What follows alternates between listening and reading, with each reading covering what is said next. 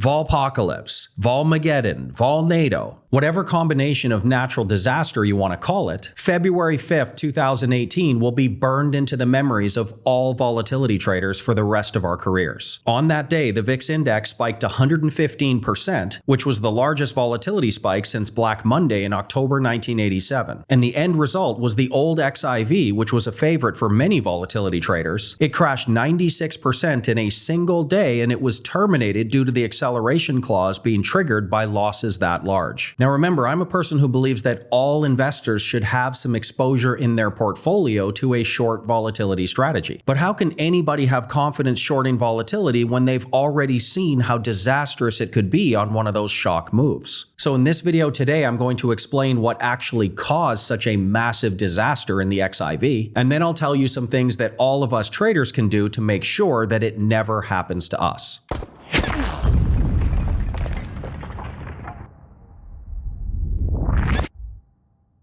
So this video is a continuation of our Volatility ETP landscape course inside VTS. Before we get into the dedicated videos about VXX, UVXY, the SVOL, we have to put people's mind at ease here a little bit and explain while Volpocalypse might have been very scary, it was probably just a one-off event. Now remember, volatility ETPs are not stocks, and they don't derive their price based on regular supply and demand dynamics in the market. They are best viewed basically as a formula. Volatility ETPs derive their price entirely based on the methodology of holding and rolling the front 2 months of the VIX futures as we proceed through the expiration cycles. Now, I've got several videos on this topic, but I'll point you to the best one right here. But the key point to understand here is whatever direction those VIX futures go, that's the direction the volatility ETPs will go as well. So the ones you've probably heard of, VXX, UVXY, UVIX, these are long volatility products, and if the VIX futures go up, those will go up in price as well. SVXY and the SVIX, plus the old delisted XIV that we're talking about, these are inverse volatility products, and if the VIX futures go up, those ones go down. So clearly those VIX futures did spike to an extreme level because it did terminate the XIV in a single day kill shot. But the thing you have to understand is that was not a natural outcome of the volatility spike itself. If the VIX futures market functioned normally that day, the XIV would have only lost about 30% of its value. The reason that loss went from 30% to 96% that day was a liquidity crisis in the VIX futures market itself. All of the volatility products have to do a daily rebalancing at the end of the day. They actually go into the futures market and buy and sell the ones they need to make sure that they start the next day with the right exposure to match their leverage factor. So simply put, what caused Volpocalypse was that there was an enormous amount of volume that had to go through that VIX futures market in a very short window of opportunity right at the end of the day. It was just too much for the VIX futures to handle. And like I said, what should have been about a 30% loss given the market move, it turned out to be a 96% loss and a memorable disaster for all of time. But it did happen, so given that, it's understandable that an event like that would scare off traders to the short vol trade. If you don't understand what happened, then of course, how could anybody invest in something where they could lose that much of their capital? So let me go through several reasons why Volpocalypse isn't going to happen again, at least not now. If the underlying conditions change, then believe me, I'll be right back here making a video for you telling you that the risk is different now. You'll definitely want to subscribe to my channel so you get those warnings. So reason number one that Volpocalypse won't happen again, the underlying indexes themselves have been improved. Just to use as an example, this is the SPVIX STR index. This is the index that the VXX, the longest running volatility product, is actually tracking. It's also the index that the UVXY tracks with 1.5 times leverage. And of course, the inverse of this is what the old XIV was tracking. There's been many improvements to these underlying indexes since Volpocalypse. These are technical details, you don't really have to understand them to trade the products, but the daily rebalancing window has been expanded. The trade at settlement market can be used now to relieve some of that end of day pressure. The bid-ask spreads have widened. The point is there's been several things done since then to make sure that the underlying indexes are essentially fixed. The second reason Volpocalypse won't happen again, the volatility ETP space is now just a fraction of its former self. Back in February 2018, that was the height of the short volatility trade. You remember we were coming off 2017, which was one of the lowest volatility years in history. Everybody and their dog was shorting volatility at that time. There was over $5 billion in notional value going through all of the volatility ETPs. And this is a liquidity problem because they're buying VIX futures in a VIX futures market that is not big enough to sustain that pressure. Well, these days, the volatility ETPs are just a fraction of their former self, and the VIX futures are still growing. Like I said, I'll make videos if and when that becomes a problem, but right now it's just not an issue anymore. The third reason the vol ETP market is way safer today than before, the new ETFs launched, SVIX and UVIX, they track different underlying indexes. So you've got the old guard, the VXX, UVXY, SVXY, they still use the original indexes, and remember, those have been fixed. And then the new SVIX and UVIX, they're actually based on the short vol and long vol indexes, which, to be honest, are even better than the old original ones. So we've got an expanded distribution of products using different rebalancing rules, different time frames, and it just makes the market in general a lot safer. The fourth reason the vol space is safer these days, due to the Volpocalypse event in 2018, the SVXY and the UVXY were both deleveraged to have lower risk. The original SVXY was a -1 times leverage product, just like the old terminated XIV was. Now, it suffered massive losses that day as well for the same reasons, but it didn't get delisted. Instead, they took the leverage factor from -1 times down to -0.5 times, basically cutting it in half. The old UVXY was a 2 times leverage product back then, but after Volpocalypse, it was also deleveraged from 2 times down to just 1.5 times. This action of deleveraging two of the more popular products, it does mean that the overall pressure on the VIX futures market is much less these days. So because of all these changes, the volatility space is now far safer than it was back in 2018. It makes it nearly impossible for a repeat of Volmageddon. Now, that doesn't mean that large single-day losses can't happen. Of course they still can, that's why we always put risk management at the forefront of all of our strategies. But it does mean that single-day losses now wouldn't be due to structural reasons like they were during Volpocalypse. But there's a couple more things you can do as a trader if you're still not convinced of the safety. First, you can embrace the principles of tactical investing through volatility targeting. This is something I've been talking about for 15 years now. Our flagship tactical volatility strategy is only short volatility about 60% of the time, only during the most stable periods in the market. Whenever volatility is elevated and market risk is rising, we shift into our safety position of gold. And during extreme volatility readings, when the risk is the highest, that's when we can actually go long volatility and take advantage of any crisis or market crash. Our VTS community didn't lose any money during the February 2018 Volpocalypse event. We were in safety positions across the board, so we just watched the whole thing from the sidelines. Now, the reasons our strategies knew something was wrong are a bit technical, but just using the VIX futures as a basic metric, they dipped negative into backwardation well before Volpocalypse happened. The VIX futures signaled the warning beforehand, and since we know how to read those signals, we were in safety the week before. Tactical investing means you don't have to expose your portfolio on days where the risk is elevated. There's nothing wrong with just sitting on your hands in safety positions and waiting for more clarity. The second thing people can do to protect themselves against a future Volpocalypse event, go to my website, claim your free 2-week trial to VTS, and during your free trial period, you can go through my stock replacement course. In that course, I teach people how to represent a short volatility position with a much safer position in VXX options. Those options we use have a maximum loss typically of about 30 to 40%. So even in the extremely unlikely situation where Volpocalypse happens again, and let's say it's even worse this time and the entire volatility complex is totally decimated, those option contracts will still only lose about 1/3 of capital. Stock replacement with options is an excellent way to still get that exposure to short volatility, but while risking just a fraction of your capital. Again, there's many reasons why this isn't a risk anymore, but for anyone still not convinced, in every daily email to VTS subscribers, I show the stock replacement with VXX options trade below it. If you don't want to use the volatility ETFs like SVXY, then no problem. Just put your mind at ease and take the VXX option trade instead.